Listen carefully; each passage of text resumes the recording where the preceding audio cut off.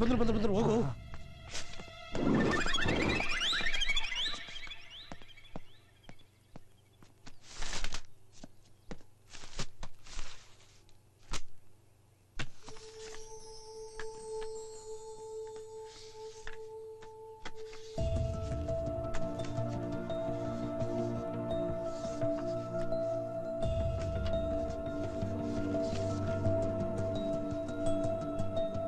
ಸಾಗರ್,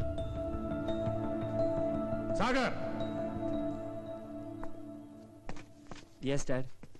ಯಾರ ಇವಳು? ಹೇಳು, ಯಾರು ಇವಳು? ಡ್ಯಾಡ್, ಅದು ಹೇಳು, ಯಾರು ಇವಳು? ನನ್ನ ಲವರ್ ಡ್ಯಾಡ್. ಲವರಾ? ಹೌದು ಮಾವ, ಕಾಜಲ್ ಅಂತ. ನಾನು ಆಸ್ಟ್ರೇಲಿಯಲ್ಲಿದ್ದಾಗ ವಿ ಫೆಲ್ ಇನ್ ಲವ್.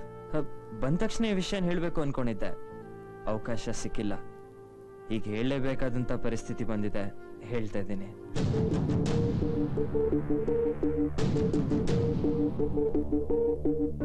ಏನ್ ಮಾತಾಡ್ತಾ ಇದೀನಿ ಅಂತ ಪ್ರಜ್ಞೆ ಇದೆಯಾ? 20 ವರ್ಷಗಳಿಂದ ಕಾಯ್ತಾ ಇದ್ದಾಳೆ ಹುಡುಗಿ. ಈಗ ಬಂದು ಯಾವ್ದೋ ಫೋಟೋ ತೋರಿಸಿ ಲವ್ ಹೋಗಿ ಒಂದು ಪ್ರಾಬ್ಲಮ್ ಕ್ರಿಯೇಟ್ ಮಾಡ್ತೀಯಾ? ಯಾರನ್ನ ಕೇಳಿ ಲವ್ ಮಾಡಿದ್ರೆ ಹುಡುಗಿನ? ಏನ್ ಡ್ಯಾಡ್, ಹೇಳಿ ಕೇಳಿ ಮಾಡೋದಕ್ಕೆ ಲವ್ ಏನ್ ಬಿಸ್ನೆಸ್? ನೋಡ್ದೆ, ಇಷ್ಟ ಆಯ್ತು, ಲವ್ ಮಾಡ್ದೆ, ತಪ್ಪ? ಆಹಾ, ಫಾರಿನ್ ಹೋಗಿ 2 ಅಕ್ಷರ ಕಲ್ತಿದ ತಕ್ಷಣ ಫಾರಿನ್ ಹುಡುಗಿ ಜೊತೆ ಲವ್ ಅಂತೆ ಲವ್. ನನ್ನ ಮಗಳು ಈ ಮನೆ ಸೊಸೆ ಆಗ್ತಾಳ ಅನ್ನೋ ಆಸೆಯಿಂದ ಹಗಲು ರಾತ್ರಿ ಈ ಫ್ಯಾಮಿಲಿಗೋಸ್ಕರ ದುಡಿತಾ ಇದ್ದೇನೆ. ನನ್ನ ಹತ್ರ ಹಣ ಇಲ್ವಾ, ಆಸ್ತಿ ಇಲ್ವಾ, ಗೌರವ ಇಲ್ವಾ? 3 ತಲೆಮಾರು ಕೂತು ತಿನ್ನೋ ಅಷ್ಟು ಆಸ್ತಿ ನನ್ನ ಹತ್ರನೂ ಇದೆ. ನೋಡೆ, ನನ್ನ ಮಗಳು ಈ ಮನೆ ಸೊಸೆ ಆಗಲ್ಲ ಅಂದ್ಮೇಲೆ ನಮ್ಗೇನೆ ಕೆಲಸ ಇಲ್ಲಿ. ಬರ ಹೋಗೋಣ. ಇವತ್ತಿಗೆ ಈ ಮನೆ ಋಣ ಮುಗೀತು. ಏನ್ ಅಂಕಲ್ ನೀವು ಇಷ್ಟು ಸಣ್ಣ ಪುಟ್ಟ ವಿಷಯಕ್ಕೆಲ್ಲ ಋಣ ಗಿಣ ಅಂತೀರಲ್ಲ? ಅವನು ಪ್ರಿಯಾಂಕನ ಮದ್ವೆ ಆಗಿಲ್ಲ ಅಂದ್ರೆ ಸಂಬಂಧ ಇಲ್ಲಿಗೆ ಮುಗ್ದೋಗುತ್ತಾ? ಉಳ್ಕೊಳಕ್ ಇನ್ನೇನಪ್ಪ ಇದೆ? ನನ್ನ ಮಗಳೇ ನನಗ್ ಸರ್ವಸ್ವ. ಅವಳು ಬಾಳಿಗೆ ಬೆಂಕಿ ಬಿದ್ಮೇಲೆ ಇನ್ಯಾವ ಸಂಬಂಧ ಕಟ್ಕೊಂಡು ಏನ್ ಪ್ರಯೋಜನ? ಏಯ್, ಬಾರ ಹೋಗೋಣ.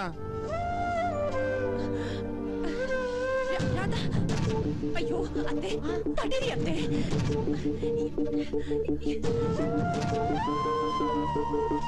ನಿಲ್ಲಿ ಮಾವ. ಅತ್ತೆ, ಮಾವ, ಅತ್ತೆ, ದಯವಿಟ್ಟು ಈ ಮನೆ ಬಿಟ್ಟು ಹೋಗ್ಬೇಡಿ.